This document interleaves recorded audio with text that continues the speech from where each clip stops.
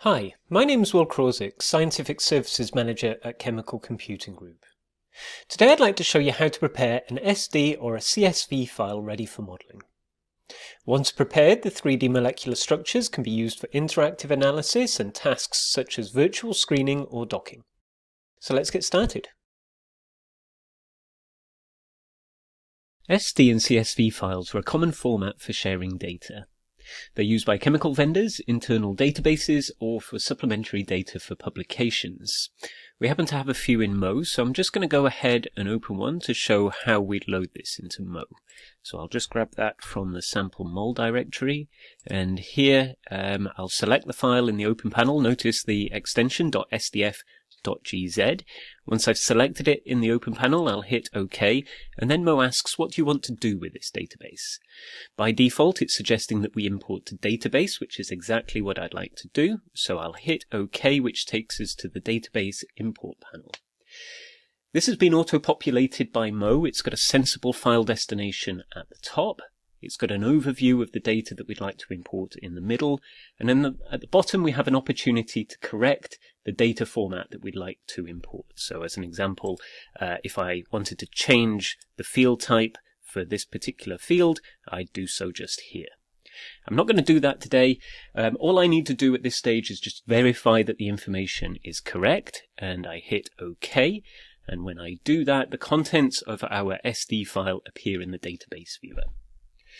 The database viewer is much like an Excel spreadsheet. It contains rows and columns of data. However, if I just expand the mol field, you see that it actually contains the structure of our molecules. This is also our launching point into various tools that we have in MOE. So, for example, we can jump into QSAR here, should we wish.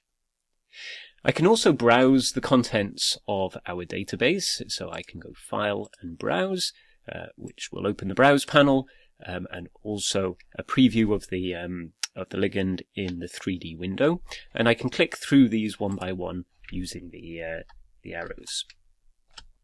Now, in this case, I notice that we've not yet washed our database. And in this case, the molecule here, the carboxylate, you'll notice is neutral. In the 3D window, you'll notice that our molecules are also flat 2D molecules. So to use these in MOE, I'll need to properly prepare these and clean up some of these structures. For this, I can wash our dataset directly in the database viewer. So I'll just close our Browse panel, and then I'll go ahead and open up our Wash panel. The Wash panel is split into two. At the top, we can specify which molecules we'd like to wash, which can include a subset.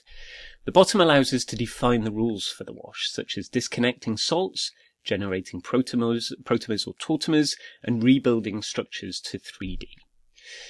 Now, typically, to set this up, I'd make the following changes to the panel. The first step is to consider what we'd like to do with minor components, such as counterion, salt, and solvent. These can be removed, or we can store them in a separate field. Here, I typically leave these settings as default. Next, I can choose what I'd like to do when it comes to enumerating tautomers and rebalancing protonation states. So here, what I'd select to do is opt to see the dominant protonation state at a pH of 7. And by the way, I can change the pH value should I wish.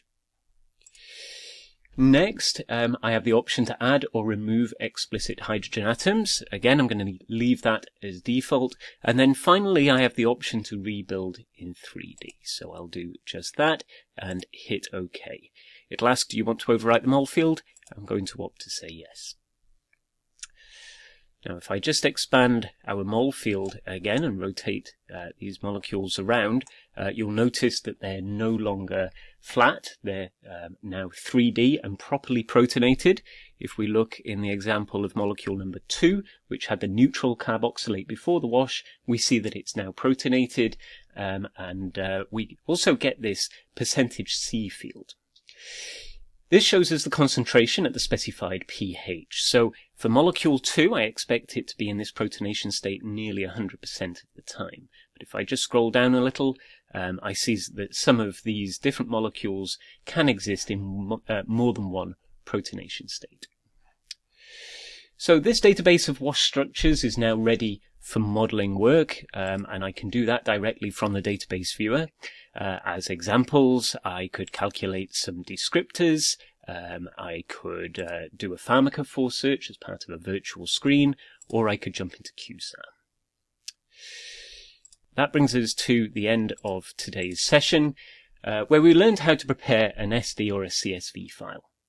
Our prepared file may now be used for many different applications in MOE, virtual screening as an example.